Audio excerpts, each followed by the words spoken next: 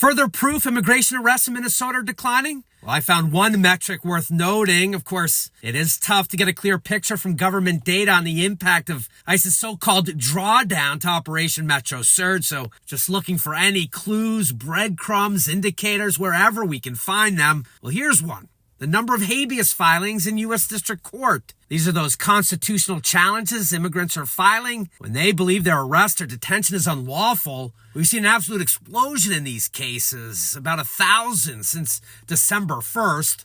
Our local judges have been siding with those folks overwhelmingly. So let me show you some weekly numbers here to document the sudden drop I spotted this morning. Let's go back to the week of January 12th. 162 of these cases were filed in Minnesota's federal court system. January 19th, that week, saw 152 cases. Our high coming that very next week, January 26th, nearly 200 constitutional challenges to immigrant arrests. As for last week, according to the court records I reviewed, just 46. Now, there could be a few explanations here. One, more targeted enforcement. As most immigration attorneys tell me, they are only making habeas claims when they feel they have a solid case they can win, rather than just throwing up a Hail Mary in the courts for a client who doesn't have much hope of getting out of a swift deportation. Another thought, ICE's efficiency in moving an arrested immigrant out of Minnesota to detention centers elsewhere. In those cases, the jurisdiction of the habeas filing moves with them, say to Texas, and thus if a lawyer doesn't get a case filed immediately in Minnesota,